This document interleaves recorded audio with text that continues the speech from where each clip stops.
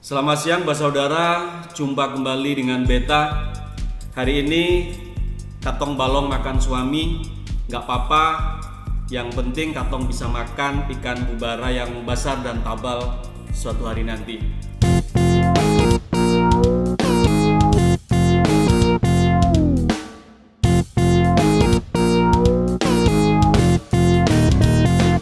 Assalamualaikum warahmatullahi wabarakatuh dan salam sejahtera buat kita semua. Yang kami hormati Bapak Husen SPD MPD selaku Sekretaris Sekdes Pendidikan Provinsi Maluku, Sekretaris Dinas Pendidikan Provinsi Maluku, Bapak Ode Abdurrahman selaku Ketua IGI Provinsi Maluku. Untuk kawan-kawan saya di Maluku, Pak Alfi Banda, Pak Hardi dan yang lainnya, serta Bapak Ibu semua yang hadir di kesempatan webinar kali ini. Selamat siang Mbak Saudara, jumpa kembali dengan Beta. Hari ini katong balong makan suami, gak apa-apa. Yang penting katong bisa makan ikan bubara yang besar dan tabal suatu hari nanti. Bapak dan Ibu,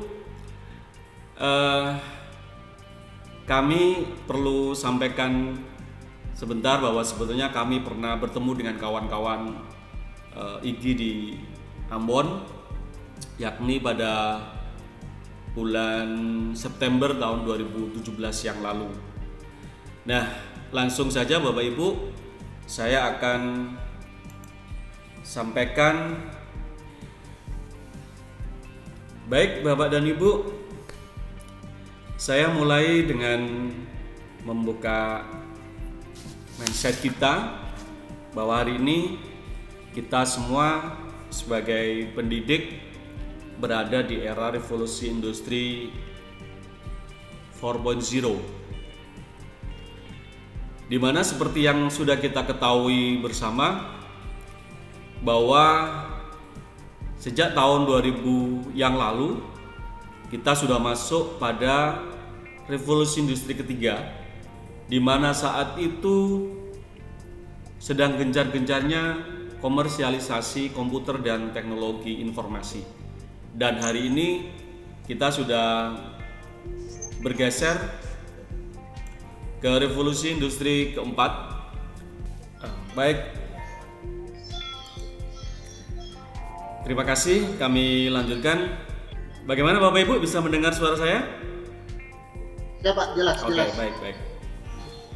Baik, yang pertama saya sampaikan apresiasi untuk beliau Pak Husen yang sudah memberikan ruang yang lebar dan juga mengapresiasi kegiatan ini, dan semoga kita bisa follow up apa yang beliau sudah sampaikan. Bapak dan Ibu, saya sedikit menambah ide mungkin. Jadi mungkin saya 2 kali webinar, pertama di Pati dan yang kemarin di Bali. Nah, ini nanti hubungannya dengan apa yang akan kita lakukan. Jadi saya sedang menggagas dan nanti akan kami apply di sekolah kami, yakni yang kami beri nama Quantum Leap, di mana di situ kami ingin mereduce apa yang menjadi permasalahan pada saat daring di masa Covid yang sudah berlangsung beberapa bulan kemarin. Yakni bahwa ada 3 hal yang sebetulnya menjadi kendala menurut saya pada saat pelaksanaan daring. Yang pertama, bahwa permasalahan hubungan antara guru dan peserta didik yang eksklusif satu dengan satu, dan itu ternyata menyebabkan masalah di siswa karena penggunaan aplikasi yang digunakan oleh masing-masing guru begitu beragam, dan ini menjadikan perangkat yang digunakan siswa menjadi ada yang bermasalah. Yang kedua, bahwa pelaksanaan pembelajaran daring antara guru dengan peserta didik kurang bisa dikontrol di manajemen sekolah. Nah, untuk itu perlu satu teknik bagaimana proses belajar mengajar yang terjadi antara peserta didik dengan pendidik itu bisa dikontrol oleh sekolah, oleh manajemen sekolah. Dan yang ketiga tadi disebut juga oleh Pak Sekretaris Dinas tentang keterbatasan orang tua dalam memberikan kuota, apalagi mungkin di daerah Maluku yang kepulauannya banyak. Ini tentu hal yang perlu menjadi pertimbangan kita semua. Nah, apa yang kami gagas adalah saya mendorong untuk menggunakan aplikasi yang ringan, yang tidak menyulitkan banyak pihak, entah itu di siswa ataupun di guru. Karenanya kami pertama menggunakan WA, karena ini yang memang sering sekali digunakan baik oleh siswa ataupun guru. Tapi Bapak dan Ibu, apa yang sebetulnya menjadi pembeda dari gagasan ini? Bahwa jam pelajaran yang diberikan pada Bapak Ibu Dewan Guru itu nanti disinkronkan dengan proses pembelajaran yang ada di WA. Itu sebenarnya kata kuncinya. Jadi misalnya saya ngajar di hari Senin jam 1.2, maka di hari Senin di jam 1.2 tersebut saya harus hadir di grup WA tersebut. Dan grup WA ini mewakili satu kelas. Dan di dalamnya selain kami selaku pengajar dan siswa, di dalamnya akan masuk wali kelas dan kurikulum. Sehingga akan kepantau proses itu. Jadi kelas WA tersebut seakan-akan menjadi kelas nyata yang hadir di WA.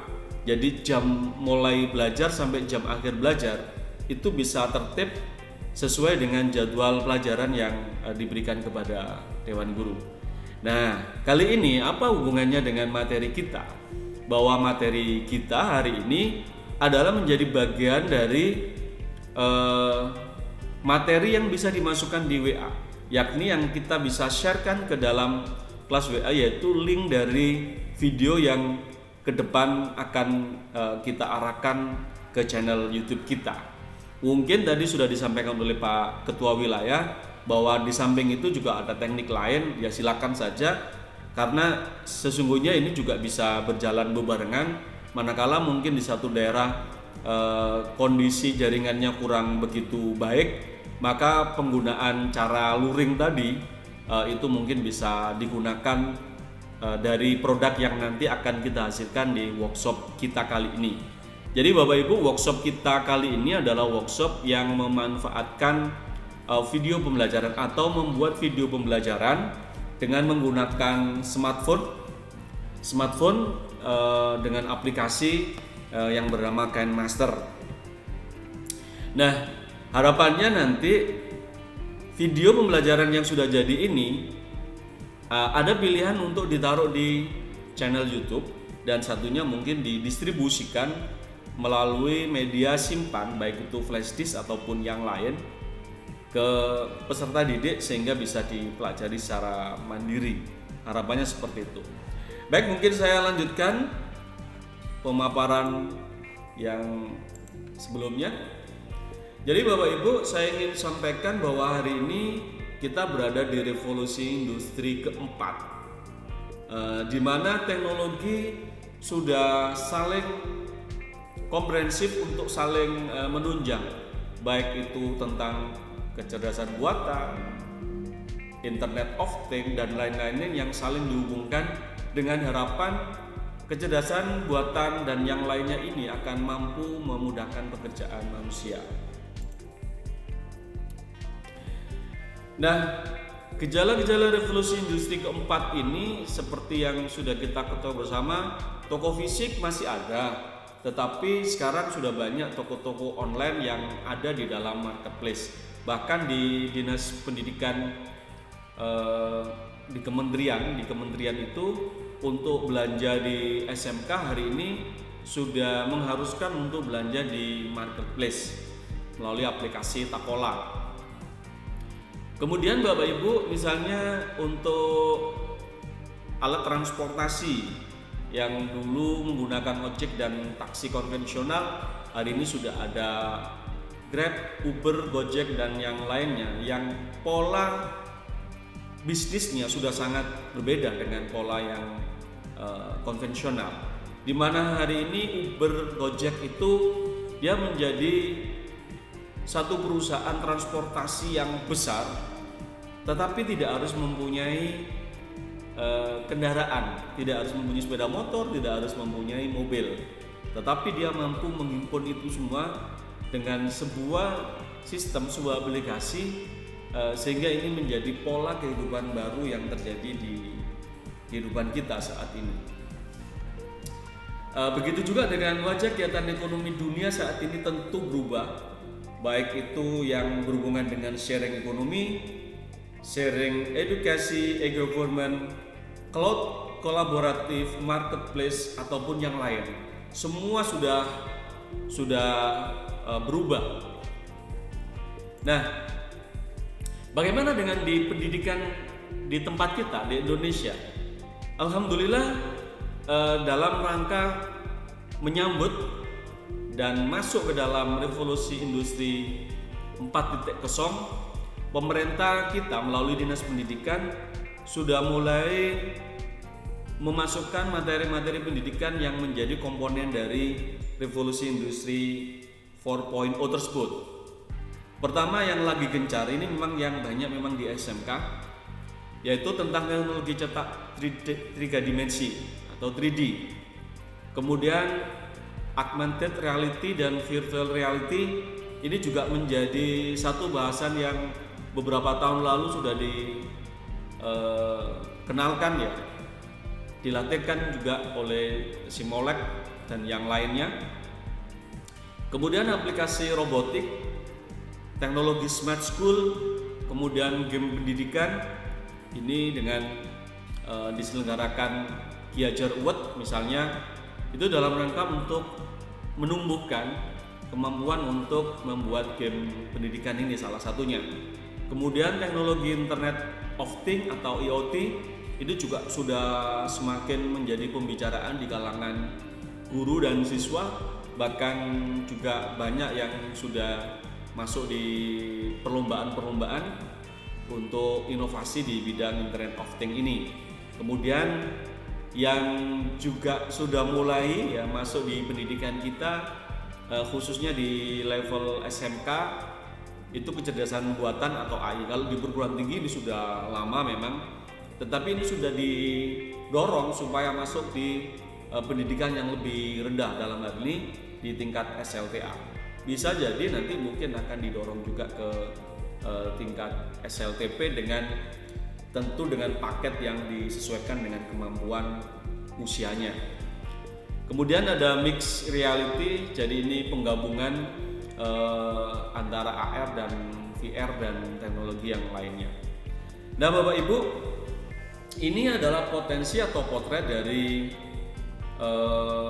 kehidupan kita hari ini menyongsong revolusi industri 4.0. Nah sekarang sebagai pendidik, posisi kita di mana sekarang? Bapak dan Ibu, kita mungkin hari ini masih euforia dengan senangnya mempertontonkan di medsos ya. Saya sering lihat juga penggunaan LMS, Edmudo, kemudian LMS yang lain yang mungkin didesain sendiri di sekolah dengan buat server sendiri dengan menggunakan Moodle dan yang lainnya. Kemudian sama di tempat kami membuat Smart BKK untuk membantu anak-anak dalam proses menghubungkan antara pencari kerja yakni alumni kami dengan pemberi kerja yakni industri dalam sebuah aplikasi yang kami beri nama Smart BKK. Kemudian di IG sendiri terus terang ada lompatan yang luar biasa. Pertama adalah di Cisco. Saya sangat bangga dengan IG sebagai satu organisasi profesi guru yang datangnya belakangan, tapi terus terang mempunyai sistem informasi yang menurut saya mungkin yang terbaik saat ini. Ya saya nggak tahu, mungkin ada yang lain ya, tapi dalam pengamatan saya, Siswo ini adalah satu sistem untuk pendataan anggota itu yang baik, atau mungkin saya bisa bilang yang terbaik saat ini untuk kategori sesama organisasi profesi guru. Kemudian yang berikutnya muncul lagi yang namanya SIM Guru Pembelajaran, SIM Guru Pembelajar IGI.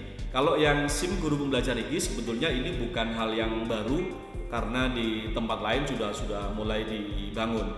Tetapi lagi-lagi Bapak dan Ibu, ketika bicara tentang organisasi profesi guru, maka lagi-lagi saya masih belum melihat di tempat lain yang secara masif digunakan untuk proses pembelajaran secara daring. Dan di IGI 2 tahun ini khususnya saya sudah menggunakan dengan baik pelatihan-pelatihan Sagusanov yang sebelumnya murni kami lakukan di Telegram, di kelas Telegram. Hari ini sudah saya combine sehingga jejak digital, history dari pelaksanaan kegiatan, kemudian telusur tentang sertifikat yang dilakukan oleh peserta yang ikut workshop kami di Sagusanov itu bisa diakses dengan mudah dan gampang dilacak. Sehingga pada saat kita ditanya sertifikat atas nama peserta ini di pelatihan apa gitu ya, itu akan mudah dicari di SIM GP IGI. Selanjutnya Bapak Ibu, tetapi tahukah Bapak Ibu bahwa yang kita bicarakan barusan itu sesungguhnya masih belum masuk di revolusi industri keempat, tetapi itu adalah masih di revolusi industri ketiga. Jadi hari ini sudah berlangsung revolusi industri keempat, tapi kita masih masih senang bermain dengan satu teknologi yang sesungguhnya itu masih berada di revolusi industri yang ketiga. Ini yang perlu kita sadari posisi kita sebagai pengajar. Kemudian apa solusinya buat para pendidik, buat kita semua yang hari ini ada di sini? Bapak Ibu, sesungguhnya era baru industrialisasi digital itu tentu mempunyai 2 sisi mata uang. Yang pertama, ini bisa menjadi ancaman karena ternyata antara tahun 2015 hingga tahun 2025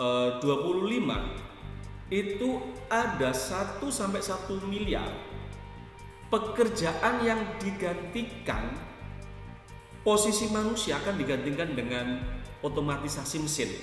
Dan ini menjadi ancaman sesungguhnya ketika anak-anak kita, alumni-alumni kita pada saat menghadapi ini tidak disiapkan kompetensi yang baik.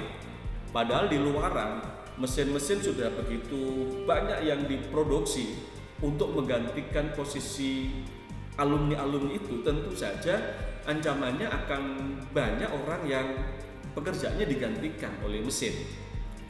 Kemudian diestimasi bahwa di masa yang akan datang 65% murid sekolah dasar di dunia akan bekerja pada pekerjaan yang belum ada di hari ini. Artinya kita perlu mempersiapkan anak-anak didik kita itu untuk satu pekerjaan yang kita nggak tahu nanti pekerjaannya modelnya seperti apa. Nah, ini adalah ancaman yang tentu harus kita pertimbangkan sebagai seorang tenaga pendidik. Namun Bapak Ibu, di antara ancaman itu tentunya ada peluang. Apa itu peluangnya? Bahwa di era digitalisasi ini punya potensi untuk memberikan tenaga kerja hingga 2,1 juta pekerjaan baru di tahun 2025. Artinya hari ini pekerjaan-pekerjaan yang konvensional yang kita kenal hari ini itu ke depan akan banyak pekerjaan-pekerjaan baru yang akan muncul. Mungkin Bapak Ibu bingung dengan kalimat ini. Saya akan contohkan yang sekarang saja ada. Hari ini Bapak Ibu, anak-anak kami itu ada yang bekerja, itu pekerjaannya hanya main Facebook. Mana ada orang yang main Facebook dibayar hari ini? Ada Bapak Ibu.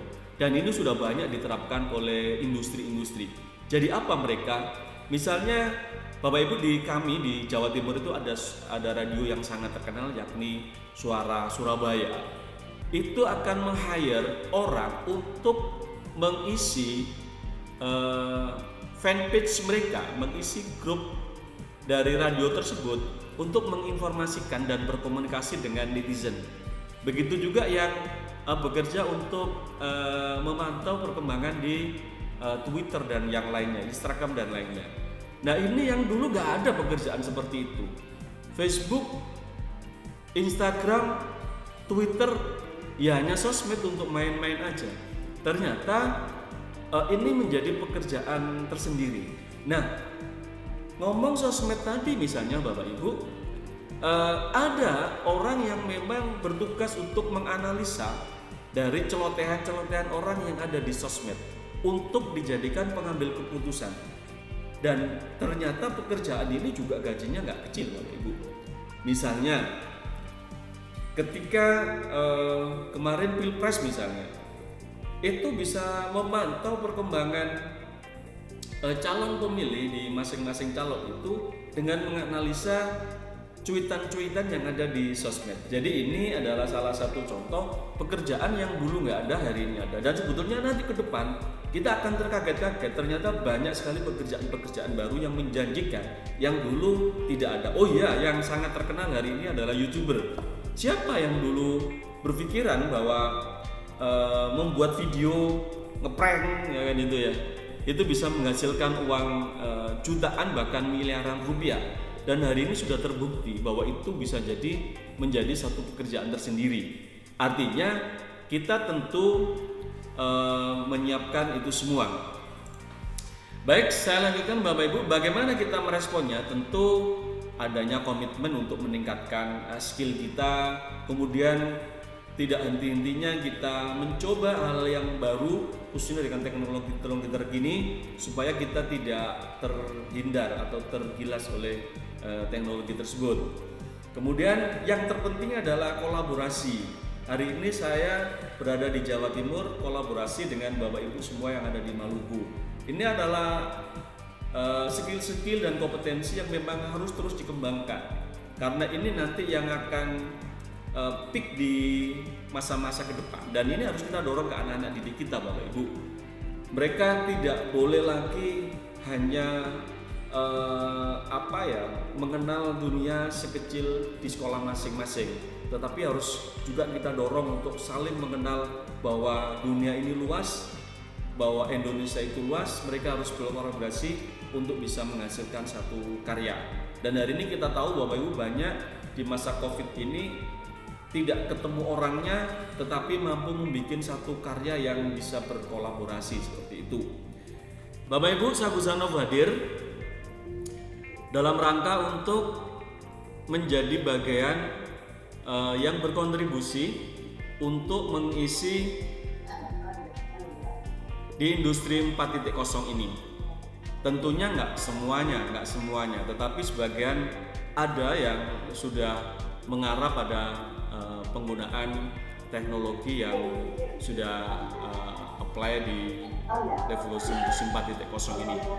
Yang kami tampilkan di sebelah kiri ini Bapak Ibu, ini adalah materi-materi yang kami sharingkan kepada Bapak Ibu guru di seluruh Indonesia, khususnya bagi anggota IGI. Jadi Bapak Ibu yang ingin bergabung, ingin mengikuti workshop-workshop kami, berapa harus dikeluarkan untuk mengikuti kegiatan yang sebanyak ini? Cukup 50.000 saja Bapak Ibu. 50.000 untuk apa? Apakah untuk saya? Tidak. Jadi uang itu adalah untuk mendaftar IGI. Loh, kalau saya sudah daftar IGI, ya tentunya kegiatan-kegiatan ini silakan Bapak Ibu bisa akses dengan gratis seperti itu. Nah, kami ingin sampaikan bahwa di Saguzanov kami sudah membuat 6 kali pelatihan untuk mencari pelatih, atau kami kasih nama training of coach. Kemudian kami mendapatkan 120 pelatih, dan pelatih-pelatih ini telah melatih 13.000 peserta yang sudah dilatih oleh Bapak Ibu coach yang ada di Saguzanov ini. Nah Bapak Ibu, saya juga perlu sampaikan bahwa pelatihan Saguzanov itu ada 2. Satu adalah pelatihan yang online atau daring, dan pelatihan yang live. Jadi salah satu pelatihan yang live itu kami pernah hadir di Ambon sekali tahun 2017 dan diajak makan suami. Saat itu saya menjadi orang yang cukup kejam karena makan suami ya. Dan saya perlu sampaikan di sini Bapak Ibu bahwa Sagusanov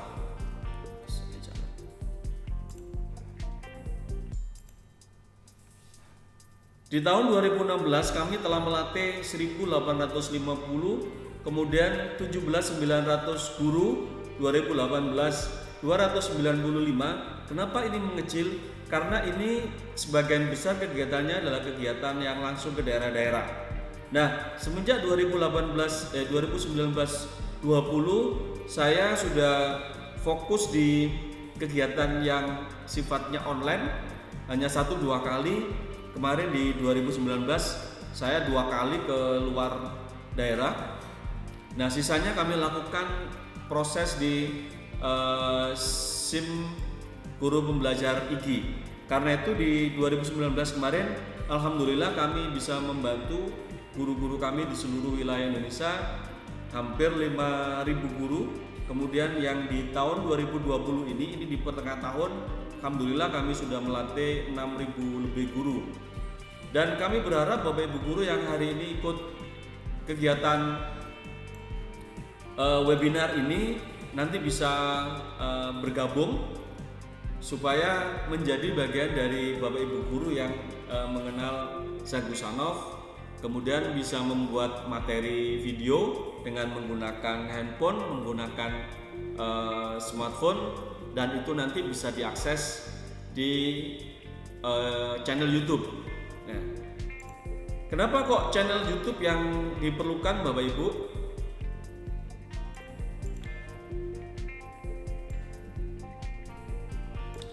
Bahwa ketika kita punya sebuah channel YouTube dan di situ kita isi video-video karya kita, maka kita akan terlihat berbeda dengan Bapak Ibu guru lain yang mungkin masih belum punya channel tersebut. Kita akan lebih terlihat profesional di mata anak-anak karena kita sudah punya materi-materi yang sudah kita buat di channel yang kita buat. Kemudian yang kedua ini yang enak Bapak Ibu.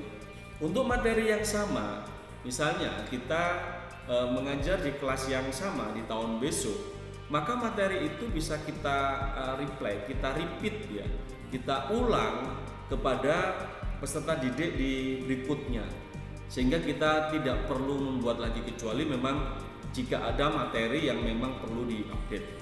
Kemudian yang berikutnya kita bisa melakukan refleksi terhadap materi yang kita ajarkan Bapak Ibu. Dari video-video yang kita bikin nggak mungkin kita buat video pertama itu langsung perfect, langsung sempurna. Tentu semua berproses, dan dari berproses itu akan ada proses refleksi untuk memperbaiki pembuatan video yang lebih baik lagi dan lebih baik lagi pada masa-masa ke depan. Kemudian tentu video itu akan terus berkembang seiring waktu, dan karena kali ini kita akan menggunakan KineMaster, tentu kita membuatnya akan punya mobilitas tinggi. Kita bisa membuat tidak hanya di dalam rumah, tetapi manakala handphone ini kita bawa, maka di situ kita akan bisa menggunakannya untuk pembuatan video media pembelajaran ini. Baik Bapak Ibu, selanjutnya saya akan bicarakan teknis tentang bagaimana workshop itu dilakukan. Nah, oke.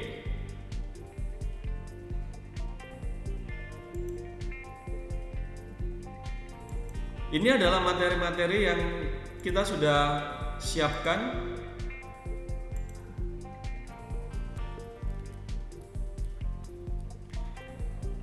Jadi di workshop untuk membuat media pembelajaran KineMaster ini, yang pertama nanti kita akan dipaksa, dalam tanda kutip saya akan maksa Bapak Ibu semua untuk membuat channel YouTube. Yang notabene pada saat Bapak Ibu sudah punya Android, maka sesungguhnya Bapak Ibu tuh sudah punya channel YouTube. tetapi nggak tahu saja cara bukanya, padahal itu sudah include di handphone Android kita. Karena pada saat kita mengisi akun itu dengan akun email Gmail, maka sesungguhnya kita sudah punya satu channel YouTube yang tentu saja videonya masih kosong karena kita masih belum memberinya. Nah, yang kedua adalah bagaimana nanti merekam materi di layar handphone ini menjadi sebuah video yang nanti selanjutnya akan kita edit, kita olah. Kemudian teknik untuk membuat video pembelajarannya, hal-hal apa saja yang perlu kita siapkan untuk membuat media pembelajaran yang baik menggunakan aplikasi Android. Kemudian tentu bahan yang tadi sudah kita persiapkan akan kita edit dengan aplikasi KineMaster. Kalau misalnya satu ketika saya akan membuat edit menggunakan Filmora, maka ya namanya Sakusano Filmora seperti itu. Karena kita kali ini menggunakan KineMaster, maka kita akan menggunakan KineMaster. Kenapa kok saya tidak menggunakan Adobe Premiere, Bapak Ibu? Dalam pengalaman yang sudah kami lakukan mulai 2016, maka tidak semua guru itu siap untuk teknologi-teknologi yang membutuhkan spek hardware yang berat. Tapi kalau misalnya handphone ini hampir semua guru sudah pegang namanya handphone Android ini. Jangankan guru, siswa saja kecil ya, lahir itu sudah bawa handphone kan itu ya. Ibaratnya begitu anak-anak milenial kali ini. Kemudian membuat intronya dan diimplementasikan di dalam pembelajaran. Ini adalah materi-materi pokok yang nanti kita akan berikan kepada peserta, seperti yang sudah disinggung oleh Pak Ode, bahwa kelulusannya nanti Bapak Ibu akan dibimbing oleh coach kami. Jadi bukan saya yang bimbing, nanti Bapak Ibu akan dibimbing oleh coach kami yang memang sudah ready untuk membantu Bapak Ibu menyelesaikan pekerjaan ini. Dan waktunya adalah 2 minggu. Waktunya adalah 2 minggu dari tanggal dibuka sampai selesai. Dan tanpa harus menunggu 2 minggu, nanti bagi yang sudah selesai, karena materinya sudah kita siapkan dalam Google Sheet seperti ini, nanti bisa selesai sebelum waktunya, itu langsung kami terbitkan sertifikat yang langsung dikeluarkan dari SIM guru pembelajar IGI yang seperti ini, Bapak Ibu. Nah, ini adalah SIM guru pembelajar IGI, dan pelatihan kita itu sudah saya siapkan ini, Bapak Ibu.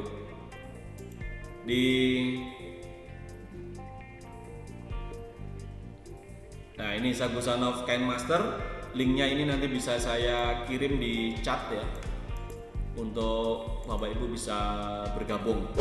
Mungkin itu saja yang kami sampaikan. Selanjutnya kami serahkan kembali ke moderator.